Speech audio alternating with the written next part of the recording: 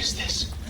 We were never told about anything No, like this. no, this shouldn't be public. Seriously, this is not normal. When scientists extracted DNA from the long-lost mummy of Queen Hatcheps, they expected to uncover confirmation of royal lineage and history.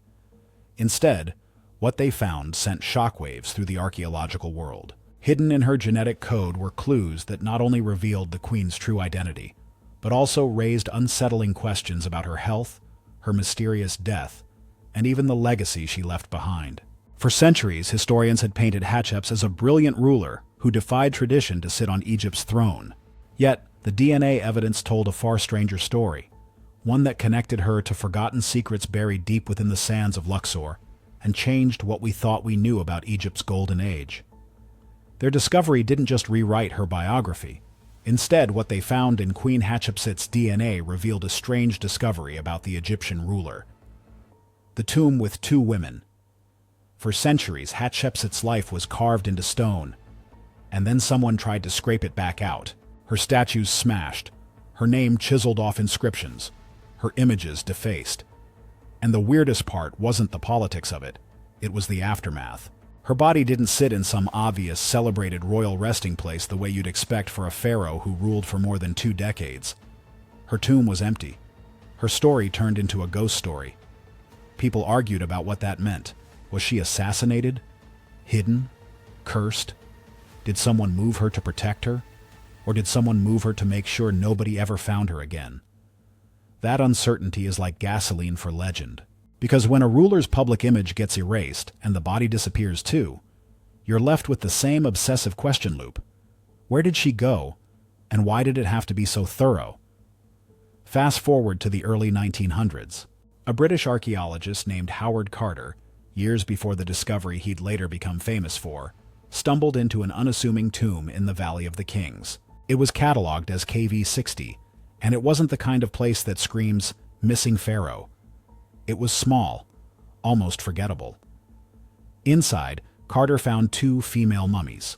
One was in a coffin with a name, Sitra Inn, identified as Hatshepsut's royal nurse. The second was the opposite of ceremonial, unmarked, lying discarded on the floor like she didn't even earn a label. Carter took notes, sealed the tomb, and moved on.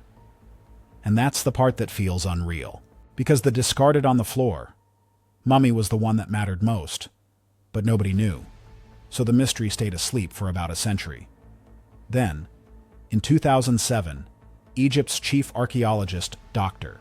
Zahi Hawass, reopened KV60 with a very modern toolkit, CT scanners, DNA extraction tools, and a kind of curiosity that doesn't stop at names on coffins. The team confirmed the obvious first. The mummy in the coffin really did appear to be Sitra Inn. So the entire case rested on the unmarked woman, the heavy-set older body, the one with arms crossed in what looked like royal fashion, the one thrown aside like someone didn't want her honored. And here's where the story snaps tighter. In a separate storage area of the Cairo Museum, curators found a small wooden box labeled with Hatshepsut's royal cartouche. Inside was one item, preserved for over 3,000 years. A single tooth, not a crown, not jewelry, not gold. A tooth. When scientists compared CT scans of the unknown mummy's jaw to that tooth, the match was perfect. The root fit precisely into the socket in her upper jaw. That's not a maybe. That's a physical lock clicking shut. The discarded mummy from KV60 wasn't a random woman. She wasn't a servant. She wasn't an accident in the wrong tomb. She was Hatshepsut. Think about what that means for a second. The woman who once sat on Egypt's throne, who built monuments, launched expeditions, and ruled as pharaoh, was found not in some grand protected burial chamber, but beside the nurse who held her as a child. And that discovery alone could have been the end of the story. Except it wasn't. Because once you say, "we found her," the next question hits even harder. Okay, but can we prove it in her blood? The tooth that locked the case. DNA is the next step, and the transcript frames it as the only way to turn a dramatic identification into a testable conclusion. DNA extraction is described as nearly impossible because mummification resins, oils, and salts can shred genes and invite contamination. DNA work starts with bone and tissue, hunting for any surviving genetic fragments in the sample. DNA recovery in the transcript leans on PCR amplification and mitochondrial DNA analysis to rebuild usable code from damaged material. Test comparisons follow, because the claim isn't just female mummy, but royal dynasty bloodline. Lab teams compare mitochondrial markers to other royal mummies, including Thutmose I and Amosa Nefertari, to check ancestry alignment. Results are presented as unmistakable. The genetic markers place the KV60 mummy in the maternal bloodline of the 18th dynasty. Scan evidence stays in the same lane, because CT scan results add biological context that the DNA fragments can't provide alone. Scan results suggest an age around 50 at death, which the narration says is consistent with Hatshepsut's reign window. Scan results also reveal disease signals that shift the entire mystery from murder to slow collapse. Bone damage is described as lesions and brittle structure, and the transcript treats those bone findings as a disease trail. Disease symptoms in the narration include severe obesity, fatty deposits, and advanced diabetes. Bone evidence is also described as metastatic bone cancer, implying a disease process spreading through the skeleton. Then another test enters the medical file. A chemical test on a small alabaster vial found with her belongings identifies traces of benzoparine, described as tar-like and carcinogenic. Disease logic in the transcript is viciously simple. A carcinogen used in bombs could become a slow poison over time. Genetic framing adds a twist because the narration claims her DNA shows a predisposition to metabolic disorders, making the disease risk worse. Results then try to explain her final decline without changing the facts into certainty. Scan details combined with disease symptoms are used to picture a ruler weakening gradually, rather than being abruptly removed. Disease becomes the transcript's answer to centuries of speculation. She was dying from within.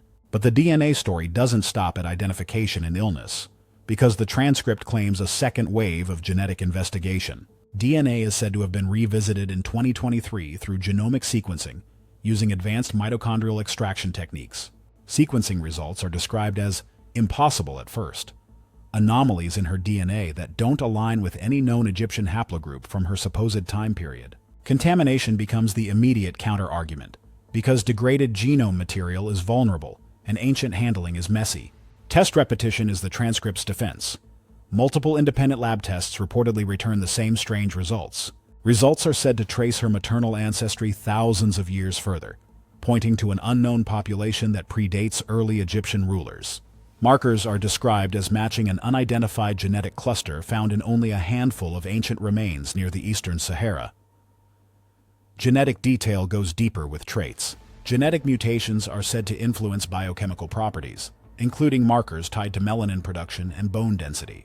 Trait claims in the transcript connect those mutations to a distinct appearance and robust physique described in statues and reliefs. Another lab thread appears with the University of Copenhagen, which the transcript says ran comparative tests across royal mummies. Test results show partial matches with Thutmose I, Thutmose II, and Thutmose III, supporting a dynasty connection alongside divergence. Results also describe a distinct genetic divergence not seen in other branches of the Thutmoside line, pushing the ancestry question outward. Published certainty isn't offered on every claim, and the transcript even calls some of it whispers. Ancestry rumors appear in the narration about sequences resembling non-African ancient populations from Mesopotamia and Anatolia, but the transcript presents this as quickly silenced, not cleanly published. The disease picture shifts again when the transcript claims nuclear DNA changed the medical interpretation. Genome clues are said to point to an autoimmune disorder, perhaps lupus, or a rare endocrine disorder, instead of only bone cancer or diabetes. Symptoms listed include swollen features, fragile bones, and unusual hormonal balance, which the narration treats as a disorder-driven explanation. Trait details also include partial baldness as a symptom tied in the transcript to headdresses and false beards. A final biology track comes from a resin sample embedded in the mummification material rather than the body itself. Sample testing of the resin finds plant-based compounds, including an extract compared to frankincense oil with additional organic compounds. Results from mass spectrometry are described as a preservation technique far ahead of its time, adding another biological oddity to the record. Then the transcript shifts to a broader DNA plan. DNA sequencing is said to be proposed in 2025 for all known royal mummies using next-generation nanotechnology. Sequencing goals include tracing genetic evolution of Egypt's rulers across dynasties by comparing genome markers. Results are described as early and tentative, but the transcript claims faint echoes of the same anomalies in the earliest kings of the First Dynasty. Finally, the transcript introduces a barrier that affects what results can be scrutinized. DNA sequences are said to remain encrypted under government seal, with release delayed pending verification under privacy protocols for ancient remains. Here's what the DNA, genetic results, and scan evidence can support inside this transcript. The KV60 mummy is tied to Hatshepsut by converging identification evidence, and the body carries a heavy disease profile described through scan and bone. Findings. Here's what the DNA and genome claims still can't prove from these fragments alone: whether every reported anomaly reflects true ancestry rather than contamination, and what the older markers ultimately mean beyond the stated results. Now here's where the theories take over. The DNA that shouldn't exist. One theory says the older markers could mean Hatshepsut carried the legacy of a forgotten people, not just a royal title. Another theory asks, what if the unknown population is the same idea Egyptians hinted at with the ones who came before? Theories like that immediately pull the speculation toward the followers of Horus, described in ancient texts as semi-divine rulers. What if her divine birth story wasn't only propaganda, but a myth built to explain a bloodline people already treated as sacred? Maybe Queen Akhmos's ancestry could have been framed as holy because it felt unfamiliar. That theory implies Deir el-Bahari wasn't just selling legitimacy, it was protecting it. There's also a debate about her masculine image, and the speculation gets uncomfortable. If her body really looked different, then maybe the statues were trying to balance politics with reality. And if that's true, then the false beard could have been both strategy and signal. A bigger theory goes straight for Egypt's origin story. If daughter of the ones who came before is more than symbolism, then it could imply a lineage older than the official dynasties. That theory suggests divine kingship might have been built around preserving an inherited difference, not just preserving power. Then comes the loudest debate. What if the strangest information is being held back? Maybe the sealed material exists because it's disputed and messy. Or maybe, the speculation goes, it's sealed because it would force a rewrite of what people think Egypt started as. And there's one more theory that keeps resurfacing. If similar echoes appear later, then it might imply a hidden thread that returns across generations. That speculation points to the Amarna period, and asks if the androgynous depictions of Akhenaten and Nefertiti could be a shadow of the same legacy. None of these theories are settled inside the transcript, but each one raises the same cliff-edge question. If this is true, then Hatshepsut wasn't just erased, she was buried on top of something older. Theories, seals, and the dark pay off. When you compress the transcript down to what it actually shows, two pictures form at once. The first is concrete. A forgotten mummy in KV60, a tooth preserved in a labeled box, and a royal posture that keeps pointing back to Hatshepsut. Her enemies tried to erase her name, but the body didn't vanish forever. The second picture is human, and it's darker. The same ruler celebrated for genius and prosperity is described as dying under the weight of disease. Obesity, diabetes, bone damage, and a medical mystery the transcript says might even be autoimmune or endocrine. And tied to it all is that vial, a balm with a carcinogenic compound, used in rituals meant to protect purity and beauty. That's the terrifying irony the transcript won't let you forget. The queen who built immortality in stone may have been undone by the chemistry she put on her own skin. And the last unresolved thread, the older bloodline question, keeps the story open, because it turns a solved ID into a bigger mystery. So what's the real terrifying discovery here? A ruler destroyed by disease and ritual chemistry, or a bloodline that might point to the ones who came before? Tell me what you think.